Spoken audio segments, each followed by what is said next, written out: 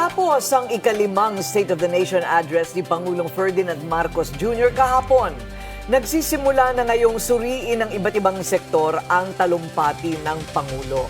Pero wag naman every 3 sentences daw, sabi ng ating guest, ha? Pero higit sa mga pulisiya at pangako, ano ang sinasabi ng mismong talumpati tungkol sa kalagayan ng administrasyon at sa mensaheng nais nitong iwan sa sambayanan? Pero sapat ba ang mga pangakong ito para tugunan ng kinakaharap na problema ng mga Pilipino? Nang tanungin natin ng taong bayan kung ano ang hinahanap nila sa SONA na hindi nabanggit. Ang sabi nila, kung anong mangyayari dun sa mga usapin ng maleta, hindi rin namin matumbok kung ano talaga ang parang malayo. Yun ang gusto namin maintindihan. Para bumaba siya dun sa mga laylayan, para makita niya yung talagang tunay na realidad ng lipunan.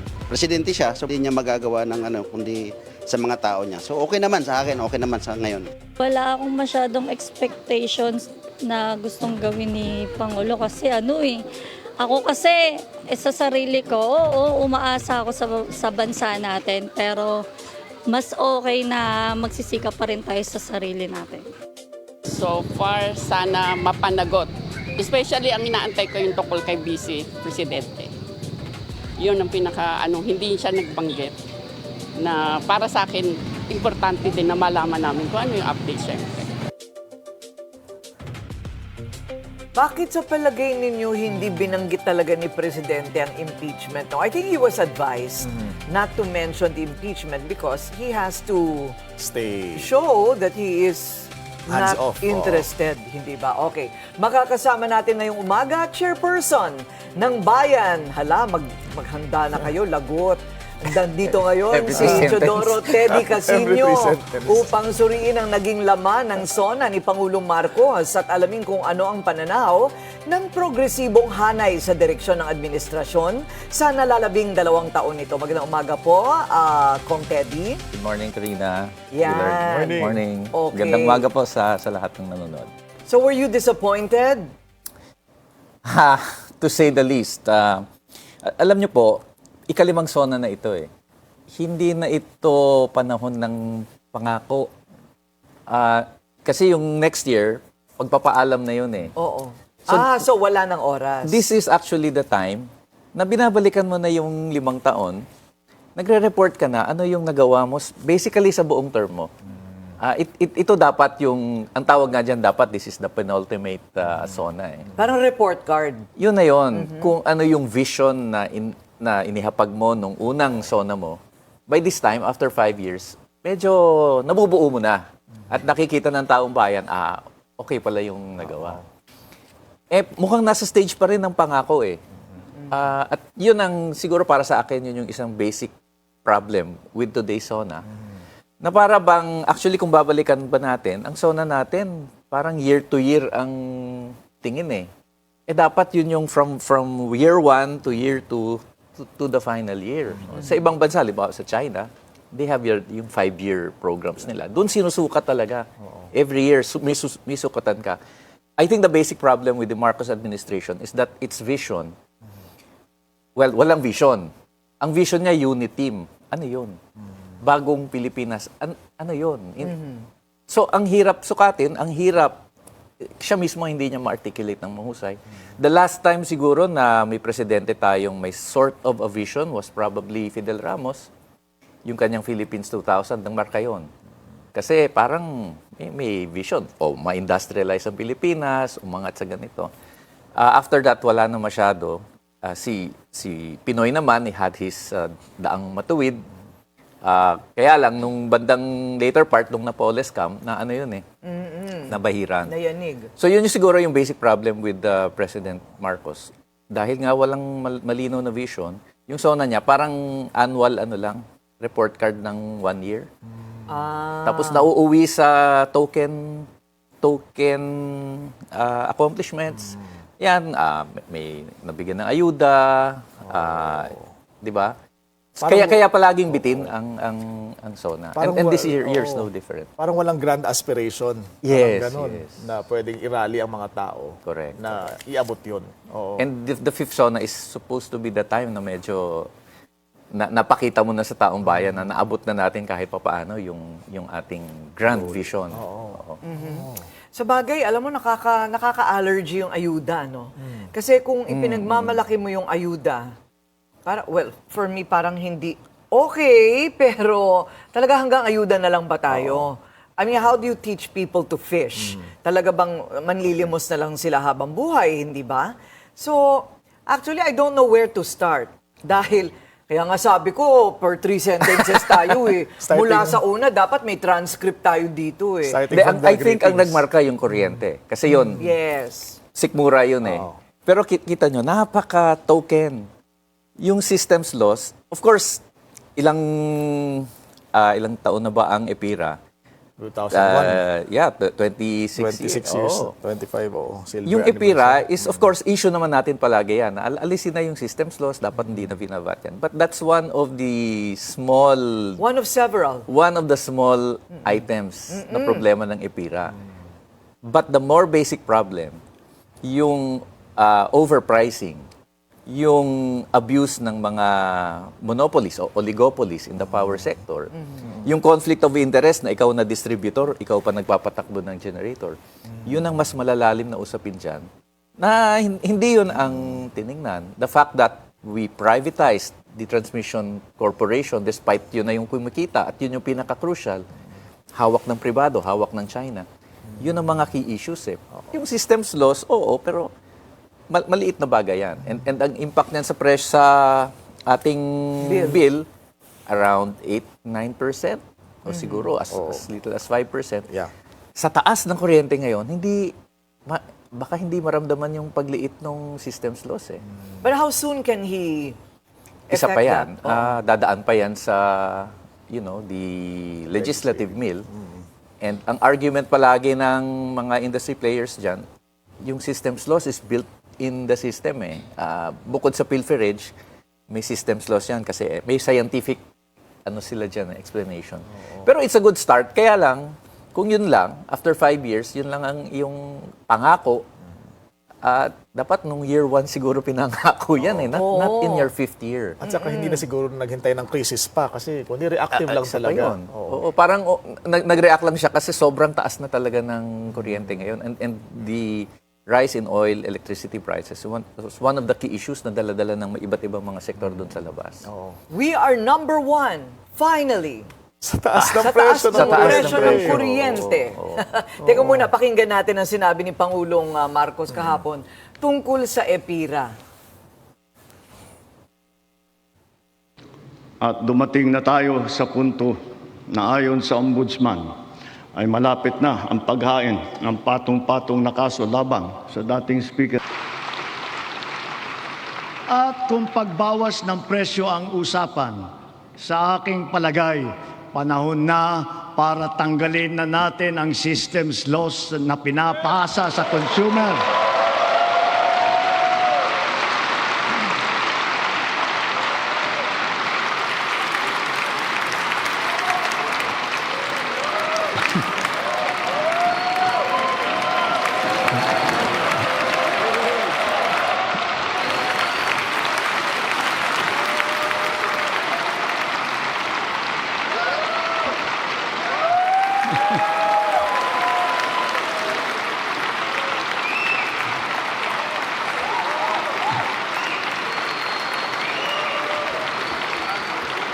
Pinapasa ito sa consumer at kinakarga sa bill na pinapatungan pa ng value-added tax.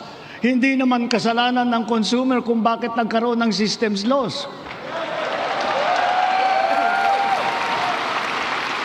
Kaya hindi naman tama na kailangan sila pa ang pagbabayarin dito. Therefore, we, the people, we demand for the immediate amendment of the EPIRA.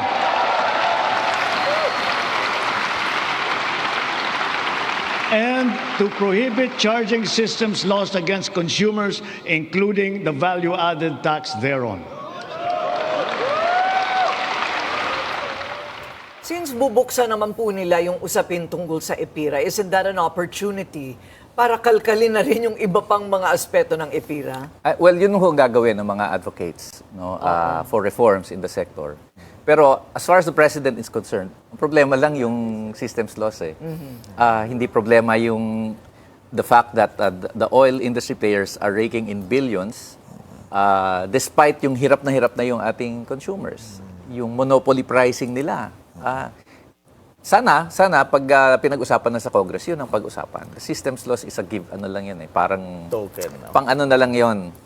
Oo. Kumbaga sure ball na yon. Yan ang minimum na pwede nilang gawin. Nagkaroon sila ng pagkakataong mag-standing ovation.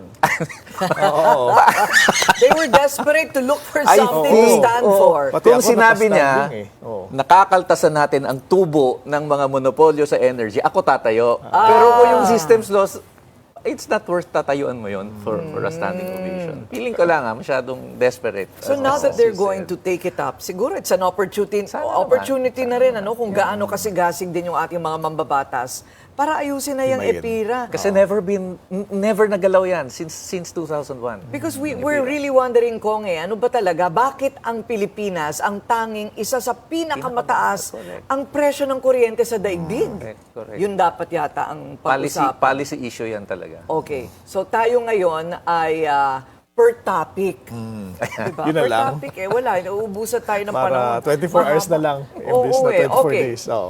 Wala tayong narinig tungkol sa legislated wage hike. Correct. I was hoping on that. Kasi for me, parang yun ang simula ng napakaraming problema. Yung minimum wage hike ng ordinaryong tao, no? Ano ang ipinapahiwatig nito sa ating mga manggagawa? Kasi yun ang, kaya sila nagpasakali, marami sa kanila Yung, di ba, yung Manggagawa gasolina talaga. at saka wage hike na konting-konti, masyadong hindi talaga sasapat sa pangangailangan sa araw-araw. So what do you think? Let's start from the demand. Ang demand ng manggagawa, hindi lang simpleng itaas mo yung minimum wage, but make it a national minimum wage.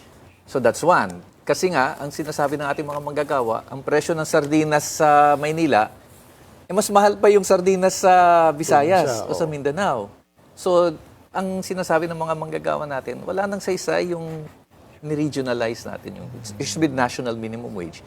And then, magkano, ang palagi sinasabi ng mga manggagawa, nakabubuhay.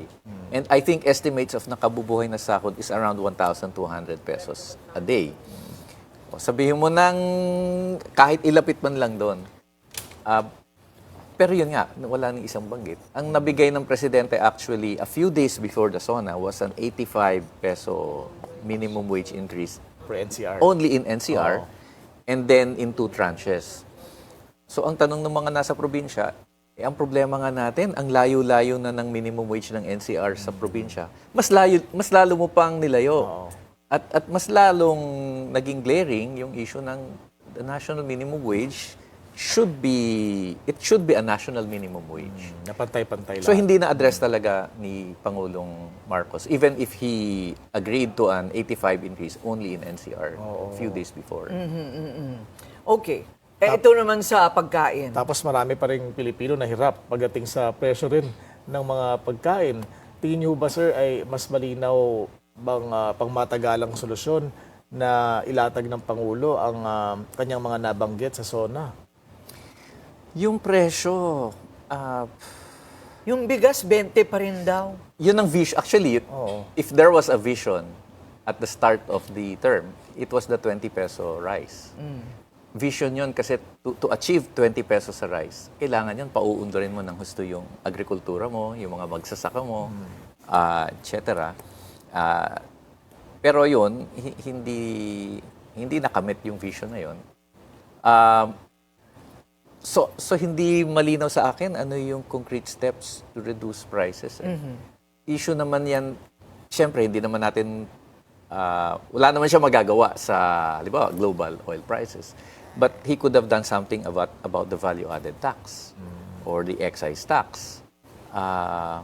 In fact, kung tax ang pag-uusapan, mas ang binanggit ni President Marcos is giving relief to middle class. Okay yun, yung nabanggit niya yata 500,000 and below, wala nang income tax. 350. 350, 350. Pinalampakan yun. Okay yun, okay yun. And then, yung mga estate tax, yung mga... So yan, Amnesty, middle oo. class. Tapos yung, syempre, yung mga poor, wala namang income tax. Parang ang kulang, yung matagal na rin sinasabing wealth tax. Because we have, dumadami yung mga bilyonaryo. Kaya nga may bilyonaryo channel. Dumadami na yung mga bilyonaryo Sila lang sa yun, Pilipinas, but they are not taxed fairly. So yun siguro yung isang hinahanap din ng mga mamamayan. Nasaan na yung proposal for a wealth Bakit hindi tax? kasi kinonsulta si Kong Teddy nung sinusulat yan? Oo. Hindi ba? Ibig ko sabihin, well, do you think these were all absent because they don't want to? Or it's unpopular with the congressman, they would never pass it, it's not feasible? Siguro they are focused on ano lang yung kayang gawin ng gobyerno eh. Yung very limited.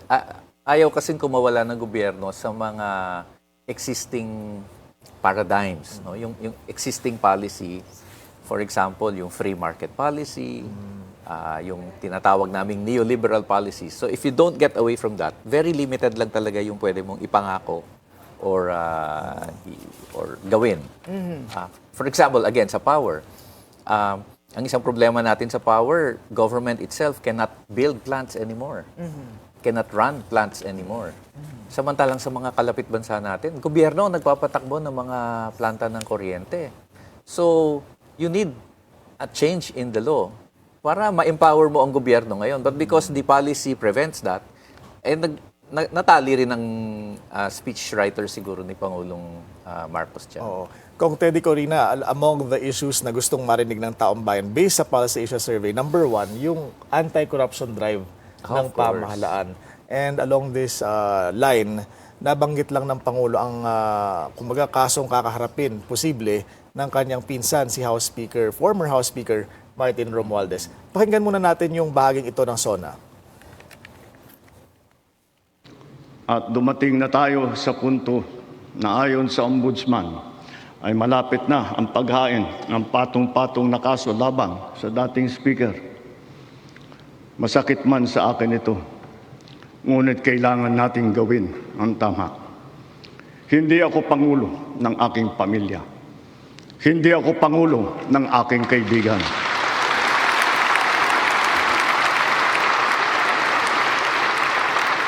Ako ay Pangulo ng Pilipinas at ang tungkulin ko ay sa inyo, ang aking mga kapwa Pilipino.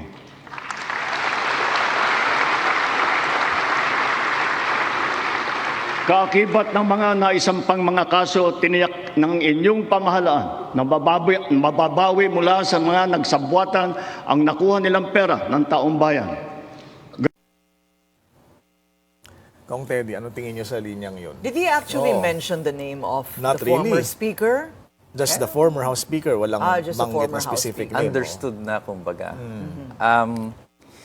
Alam mo, mula last year, si Speaker Romualdez has always been the punching bag of the anti-corruption advocates. Kasi, kumbaga, ang katakatanga nga umabot na yung 1 taon yung mahiya ka naman.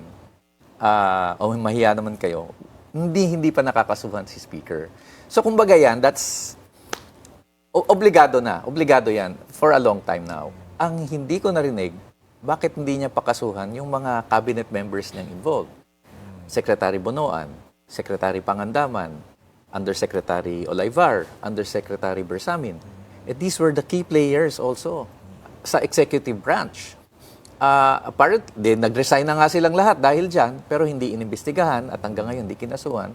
And si Secretary Pangandaman, in-appoint pa as head of the Muslim Bank. So, where is accountability there? Ang lumalabas, may pagka-fall guy itong si Speaker Romualdez. Of course, I'm sure may pananagutan siya.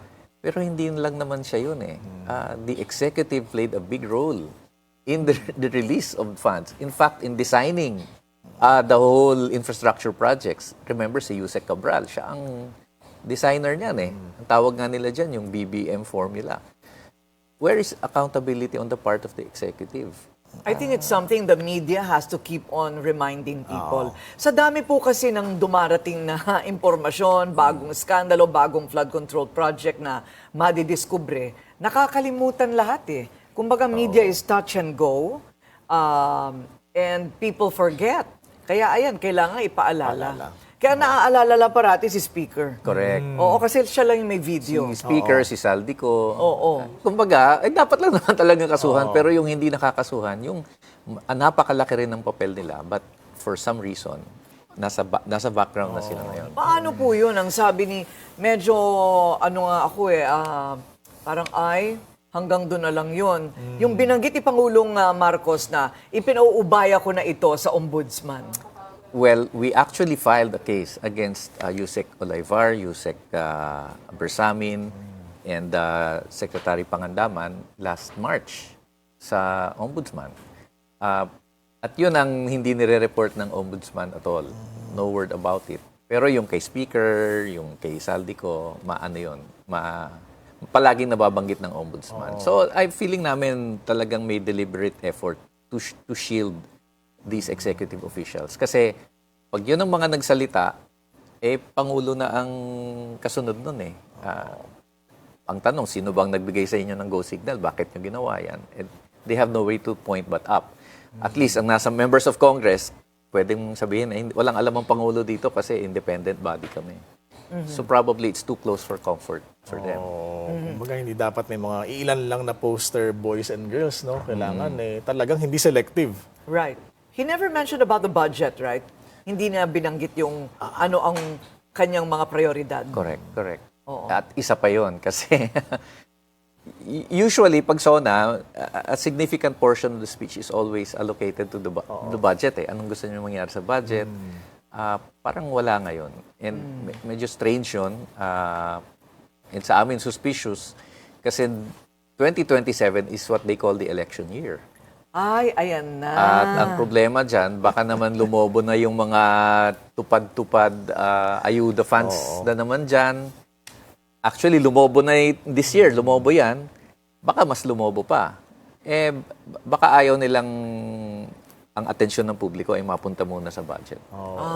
Kasi election budget next year, remember? Correct yun. Hindi rin niya binanggit ang tungkol sa mga political dynasties. Hindi ba yan ang isa sa mga mainit na usapin din?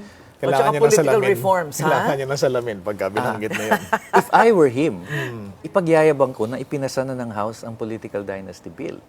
Bill ng anak niya yun if you remember. Right. Si Boji D and si Sandro ang main authors of the anti-dynasty bill, which actually passed Congress. First time in history. Bakit hindi binanggit ng presidente? Maybe he's not proud of the version. Oo Hindi kaya, kasi... baka kasi ibalik sa kanila Correct. Oo. That bill is legitimizes political dynasties. So, di ba? Huwag na lang, sabi siguro. Kung ako ang isang presidente, the first time in history that an anti-bill has finally passed. Pero kung talagang seryoso siya, di sana pinagyabang niya yon at sana ang sabi niya, sa Senado, ayusin niyo naman itong bill, gawin niyo mas maganda pa, mas effective. But his silence actually speaks a lot. Volume. So, do you agree that hindi talaga niya pinag-usapan ang tungkol kay Vice President Sara? Alam mo, that is the most polarizing issue sa bansa ngayon kung ako yung presidente, baka iwasan ko rin yun.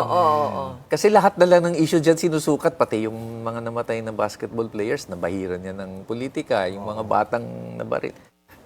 Talagang ang tao polarized dyan sa issue na yan. So probably that's why he avoided it. But he should not have avoided it. Kasi tama yung sinabi ng isang na-interview ninyo, inaabangan ng tao yan Ano ba ang position niya dyan? Not even a one-liner na sabihin, ipagpatuloy ng Senado ang inyong pagpapanagot sa matataas na opisyal. Not even that. Remember, it was President Marcos who tried to stop the impeachment last year. Di ba, nag-text siya sa kanyang mga kakampi sa Kongreso, huwag nyo na ituloy yan. And then, ang usapan sa Senado, kaya yung forthwith na-delay ng husto because pakiusap ng Malacanang. So, meron pa rin ganong, because after all, magkasama sila sa administrasyon Baka ayaw ng bloodbath pa rin ni Pangulong Marcos hanggang sa ngayon. Oo. Ayan. Huling tanong. Naku, wala tayong oras. Oo. Sayang. Ngayon, with less than 2 years na lang, Kong Teddy, under the term of President Marcos, sa inyong pananaw, ano ang dapat unahin para agad na maramdaman ng publiko yung tunay na pagbabago at ginhawa? May time pa ba? With 2 years, and then pagpasok ng October natin, election season na yan, kasi filing of candidacy na yan. I think it's too late to expect anything significant. Pwede niyang simulan siguro ang isang proseso ng pangmatagalang reforma, but he will not, I doubt if matatapos niya within 2 years. So kung magfo-focus siguro, tingin ko yung corruption is really one issue. Yung accountability at yung makita sa budget na talagang nakinig sila sa taong bayan at ina-address nila yung concerns ng taong bayan. That's one. Pangalawa, yung usapin nga ng presyo. And I think the value-added tax is one issue na pwede niyang gawin. Kasi alam mo yung value-added tax, sa taas ng presyo ng mga bilihin for the past ilang months na, 6 months, nag-windfall ng gobyerno dyan eh. They got more than what they targeted. So I think it's time na pwedeng at the minimum mag-suspend na sila ng VAT or ibaba na nila yung VAT from 12%, gawin na nilang ibalik sa 10 or kalahati nila. Yun ang mga may impact sa tao. Across all products, sir, or oil lamang? Across all products. Across all. As a tax measure. okay. Kasi regressive yan eh. Kasi consumers ang tinatamaan. And then probably a wealth tax. At least symbolically, yung wealth tax. May ipapakita niya na yung mga bilyonaryo, magbigay, shared part of the burden. And then para sa akin, yung peace process is also one thing na mahalagang kahit papaano masimulan uli. Because ito yung malaking significant portion ng population natin naghahangad talaga ng kapayapaan eh. And the peace process is one thing na pwedeng sana masimulan uli ng Pangulo. Hindi na nga napag-uusapan. Ano? Hindi na yun. Wala na. Oo, yung peace process. Pero nabanggit na yung BARM elections. But anyway, ang dami nating hindi babalik po kayo dito. Dahil dyan. Kailangan nating himayin yan. Every 3 sentences. Every 3 sentences. Ngayon, nalinawan na po tayo sa isyong ito. Alamin natin ang mga komento ng ating mga manonood online. Ano ang hinahanap nila sa SONA na hindi nabanggit ng Pangulo? Ang sabi nila, Jonel Manipol, tanggalin daw ang systems laws pero dagdagan natin ang 4Ps. Sabi ni Kasoy Briones, nagpakalat ng fake news, hulihin at kasuhan. Pinky Del Castillo Villagracia, wage increase, hindi binanggit. Yeah. Oo. Joyce A. Ramirez, ang status ng mga most wanted at bakit hindi mahuli-huli. Oo nga, ano? Leonard Bagaya o Barinit, missing sa bungeros, pagtanggal ng VAT sa mga bilihin, all forms of gambling, all scales of minings, at tulong para sa mga taong nakatira sa mga ilalim ng tulay, mga taong gumawa ng floating house sa dagat na itinataboy ng mga kumakatawan sa gobyerno. Demanding si Sir Leonard. Oo. Pero siya dapat nakonsulta, no? Oo eh. Hindi, pero napag-uusapan hindi ba natin mayroong somebody told me, Corina, remember, meron siyang parang, because at the end of the SONA, naglabasan lahat ng mga congressmen, congresswomen. So nakakausap namin, Vince Dizon, Tariela, etc. Nga pala, yung isa pang tumatak, yung hindi tayo pasisiil. Ganda nga naman pakinggan. Maganda pakinggan. Oo, ang gandang pakinggan. Pero sabi ko kay Commodore Tariela, anong kasunod nun? Nginitian lang niya ako. Ang mamatay ng dahil sa iyo. Ayaw nila banggitin nila. Oo. Kasi nga naman, di ba? Escalation eh. Anyway, maraming salamat po sa inyong oras, Bayan Chairman Teddy Casino. Thank you, sir. Thank you.